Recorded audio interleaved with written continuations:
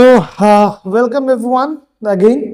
आज डे 2 है तो कुछ क्वेश्चंस आज भी इंपॉर्टेंट लेके आया हूं। देखिए द फर्स्ट टर्म यानी कि A1, फर्स्ट टर्म यानी कि A1 of an AP is P। A1 कितना है बोला है, P है बोला है। एंड द कॉमन डिफरेंस यानी कि D कितना है बोला है, Q है बोला है। इस क्वेश्चन इंटरेस्टिंग है। देखो गिवन A1 या फिर A दोनों में से कुछ भी बोल सकते हो। A का वैल्यू कितना दिया है P एंड और D का वैल्यू कितना दिया हुआ है, D का वैल्यू Q दिया हुआ है। Then find its 10th term. हमको क्या फाइंड करना है, 10th टर्म। तो n का वैल्यू कितना हुआ 10। चलिए फाइंड करते हैं। an equals to a plus n minus 1 into d. तो n का वैल्यू कितना है 10, a का वैल्यू कितना है p, a के जगह में क्या लिखना होगा p प्लस n का वैल्यू 10 माइनस 1 और d की वैल्यू q, d के जगह में क्या लिखेंगे q। तो a10 equals to p plus 10 minus 1 9q is your answer. आपका आंसर ये हो जाएगा। ओके MCQ में आएगा ये क्वेश्चन, देख लेना आप लोग। Okay this is also an important question. Okay so आज का सेकेंड इंपॉर्टेंट क्वेश्चन देखिए। व्हिच टर्म बोलने के साथ साथ आप लोग का दिमाग में आ जाना है कि हमको an की वैल्यू निकालनी होगी। किसकी, an की। Okay of an AP 3 15 27 39 will be 120 more than its 21st term. चलिए सबसे पहले आप करते हैं गिवन में क्या है अपने को A1 की वैल्यू कितनी है 3, A2 की वैल्यू कितनी है 15। तो भाई D का वैल्यू कैसे निकलता है A2 माइनस A1 यानी कि 15 माइनस 3 एंड 15 माइनस 3 इज 12। तो D की वैल्यू कितनी मिल गई अपने को 12 मिल गई। ओके अब बोला है क्या, देखो व्हिच टर्म यानी कि क्या an, कौन सा टर्म 122 मोर देन 122 ज्यादा है, 120 ज्यादा है, सॉरी 120 ज्यादा है किससे 21st टर्म से, 21st टर्म से यानी कि A21 से 120 ज्यादा है। आपको समझना होगा इस चीज को फिर से एक बार देखिए। व्हिच टर्म यानी कि क्या an, कौन सा टर्म मोर देन ज्यादा है, कितना 120 ज्यादा है किससे, इट्स 21st टर्म मतलब A21 से। बस वैल्यू पुट कीजिए, खत्म कहानी। an इक्वल्स टू A21 का फॉर्मूला क्या होगा, इसके लिए फॉर्मूला यूज करेंगे a plus n minus 1 into d plus 120। an equals to a की वैल्यू कितनी है 3 प्लस n की वैल्यू कितनी है यहाँ पे 21। देखिए कितना है 21 माइनस 1 इंटू डी कितना है अपना, d कितना है 12 प्लस 120। तो सोल्व करते जाइए। 3 प्लस 20 माइनस 1 और सॉरी 21 माइनस 1 20 ब्रैकेट यानी कि multiply 12 plus 120। an equals to पहले हम मल्टीप्लाई करेंगे तो 3 प्लस 20 इंटू 12 कितना होता है 240 प्लस 120। तो अब सबको अगर आप करेंगे ऐड करेंगे तो कितना आएगा 363। तो an इक्वल्स टू 363। an मेरे को पता चल गया। अब इतना में ही आपको रुकना नहीं, अब आगे बढ़ना है। क्या बढ़ना है अपने को, आगे बढ़। तो अब अपने को क्या करना है, an का वैल्यू मिल गया, अब n का वैल्यू निकाल लो। an equals to a plus n minus 1 into d. an कितना है 363 इक्वल्स टू a कितना है 3 प्लस n पता ही नहीं अपने को, क्योंकि मैं बताया हूं जब an दिया होता है तो n नहीं देगा, तो n का वैल्यू आपको फाइंड करना है। और d कितना है, d 12 है। चलिए इस चीज को क्रैक करते हैं। 363 इक्वल्स टू 3 प्लस 12 और n होता है 12n plus n minus is minus 12 1 12 होता है, खत्म। तो 363 इक्वल्स टू ये एक इंडिपेंडेंट नंबर, ये एक इंडिपेंडेंट नंबर यानी कि इंटीजर है, राइट।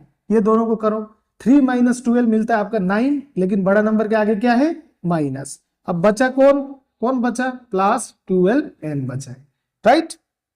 अब आगे करेंगे इस चीज को। अब 363 is a number and minus 9 is a number को बुलाएगा। तो 363 माइनस इधर आएगा तो प्लस 9 उधर बचा है कौन, 12n। अगर हम इसको प्लस करते हैं तो अपने को यहां मिलेगा 372 इक्वल्स टू 12n। तो अगर इस चीज को मैं आगे बढ़ाऊं तो 372 इक्वल्स टू n। अभी 12 कहां गया, 12 अगर इधर आता है तो मल्टीप्लाई 12 क्या हो जाएगा, डिवाइड 12। तो यहां से इस चीज को हम कर सकते हैं, 12 3 जा 36, 12 1 जा 12, तो n की वैल्यू क्या हो गई, 31। तो हमको बोला था व्हिच टर्म ऑफ एपी, कौन सा टर्म, एपी का कौन सा term, 31st term. Therefore the 31st term will be क्या, 120 more than its 21st term. This is your answer, and very important question. Okay, here is a question. देखिए, if the first term यानी कि a की value of an AP is -5, a की value कितनी है, -5, तो given में हम लिख सकते हैं क्या, a equals to -5 and the common difference यानी कि d की वैल्यू हमको दे के रखा है कितना, 2। Then the sum of first 6 terms will be, 6 terms का यानी कि n की वैल्यू हमें दे के रखे हैं 6। तो अब हमको सम फाइंड करना है। सम फाइंड कैसे करते हैं, Sn equals to n by 2 2a plus n minus 1 into d. चलिए, s n की वैल्यू कितनी है, 6, n की वैल्यू 6 बाई 2 इंटू a की वैल्यू -5 प्लस n की वैल्यू 6 माइनस 1 इंटू डी की वैल्यू कितनी है, 2। सोल्व कीजिए, 2 3 जार 6, तो S6 इक्वल्स टू, इधर बचा 3, 2 5 jar 10, but plus minus is minus, plus 6 minus 1 5, bracket यानी कि मल्टीप्लाई और 2, सोल्व करते जाइए। S6 इक्वल्स टू 3, ब्रैकेट पहले मल्टीप्लाई करेंगे, -10 प्लस 5 2 जार 10, तो देखिए S6 इक्वल्स टू 3, ब्रैकेट यानी कि मल्टीप्लीकेशन, माइनस प्लस माइनस होता है, 10 में से 10 माइनस करेंगे तो 0, तो finally your answer is S6 equals to 3 0 जार 0। तो the sum of 6 terms will be 0। Okay, yeah it is possible, it can be 0। So one more important question देखते हैं। The first term of an AP is 5। First term यानी कि a कितना है, 5, तो given a is equal 5, the last term is 45, last term यानी कि l की वैल्यू कितनी है, 45, l is equal 45 and the some is 400, सम यानी कि Sn इक्वल्स टू 400। हमको find the number of terms करना है। तो सिंपल से फॉर्मूला देखो, जब भी कभी आपको सम दिया हो, क्या दिया हो, सम यानी कि Sn दिया हो और लास्ट टर्म दिया हो, तो आपका फॉर्मूला बन जाता है Sn is equal n by 2 a plus n, a plus n। तो चलिए शुरू कीजिए। Sn कितना है, 400, n की वैल्यू हमको फाइंड करना है, नंबर ऑफ टर्म्स फाइंड करना है, पता नहीं है, तो n बाई 2, a की वैल्यू 5 प्लस l की वैल्यू कितनी है, 45।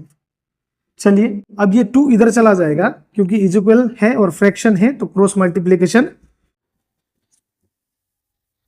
2 4 जार 8, 800 हो गया, इधर बचा n, ब्रैकेट यानी कि मल्टीप्लीकेशन, 45 एंड 5 इज 50। ओके, यही से काट लो, 0 0 कैंसिल, और 5 16 जार 80, 5 16 जार 80 होता है, तो 16 इज इक्वल n की वैल्यू 16। तो find the number of terms, therefore the number of terms is 16। खत्म, यानी कि 16 टर्म्स का जो सम बनेगा ना, वो 400 बनेगा। 400 सम, कितना टर्म्स का सम 400 बनेगा, 16 टर्म्स का सम कितना बनेगा, 400। That's your answer. आज की last important question, Subba Rao कोई एक व्यक्ति है, उसने काम स्टार्ट किया कब, 1995 में, और तब उसको सैलरी कितना मिलता था, एनुअली 5000 रुपया मिलता था, और हर साल receive increment of ₹2000 each year, यानी कि 1996 में 200 रुपया बढ़ेगा, यानी कि 5200 रुपया। फिर नेक्स्ट ईयर 1997 में और 200 रुपया बढ़ेगा 5400। करते करते ये चीज जाएगा, है कि नहीं। तो हमको पूछा है कि कौन सा ईयर में उसका सैलरी कितना हो जाएगा, 7000 हो जाएगा, बस ये पूछा है।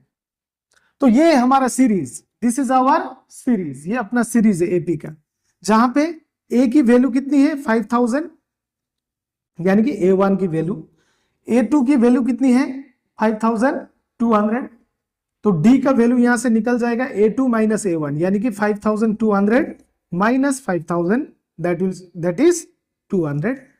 और कब 7000 हो जाएगा, लास्ट टर्म, यानी कि AN, तो AN कितना है 7000। फॉर्मूला सेट कीजिए, आंसर निकाल लीजिए। AN equals to A plus N minus 1 into D। तो AN कितना है, AN है AN कितना है 7000,